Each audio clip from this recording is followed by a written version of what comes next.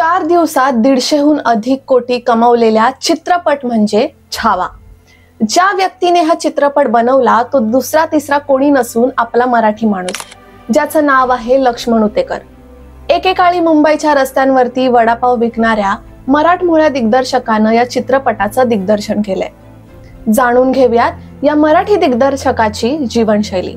नमस्कार, मी आदिती लोकरे आणि तुम्ही पाहताय साऊथ मुंबई न्यूज। लक्ष्मण उतेकर लहान वयातच आपल्या आई वडिलांना सोडून गावाहून मुंबईत आले। उदरनिर्वाहासाठी त्यांनी शिवाजी पार्क येथे वडापाव विक्रीचा व्यवसाय सुरू केला। पण त्यांच्या मनात नेहमीच चित्रपट सृष्टीत काम करण्याची इच्छा होती। मात्र एका दिवशी महापालिकेच्या अधिकाऱ्यांनी त्यांची हातगाडी जप्त केली।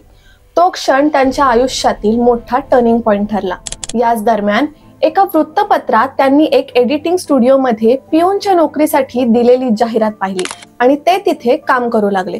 स्टुडिओचे जीवन जवळून पाहिले आणि त्यांना ते आवडू लागले। स्टुडिओ मध्ये कॅमेरा अटेंडंटची कमतरता असल्याने क्रूने त्यांना हळूहळू त्या कामात सहभागी करून घेतलं। सुरुवातीला कॅमेरा अटेंडंट, मग chief camera attendant, assistant cameraman आणि नंतर कॅमेरामॅन झाले। अँथनी डिसूजाच्या प्रमोशनसाठी एक व्हिडिओ करण्याची संधी त्यांना मिळाली आणि राजस्थानमध्ये पहिला म्युझिक व्हिडिओ शूट केला। इथूनच त्यांच्या करिअरची सुरुवात झाली।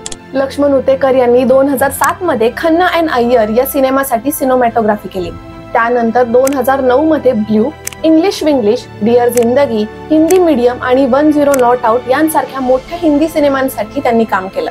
2013 मध्ये त्यांनी मराठी चित्रपट टपाळ पासून दिग्दर्शनाला सुरुवात केली। त्यानंतर लालबागची राणीचे 2016 मध्ये दिग्दर्शन केलं।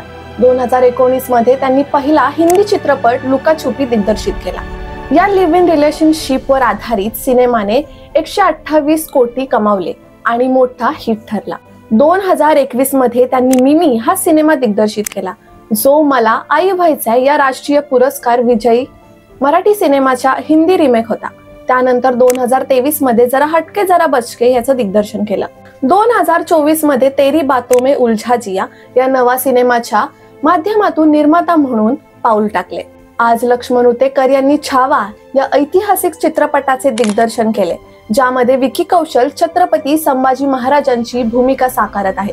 या चित्रपटाने सर्वांचे लक्ष वेधून घेतले।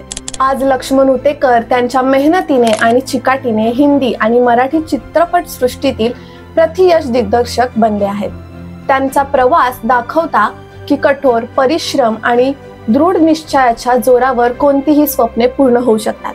त्यांचा हा संघर्ष आणि यशाचा प्रवास खरोखरच कौतुकास्पद आहे।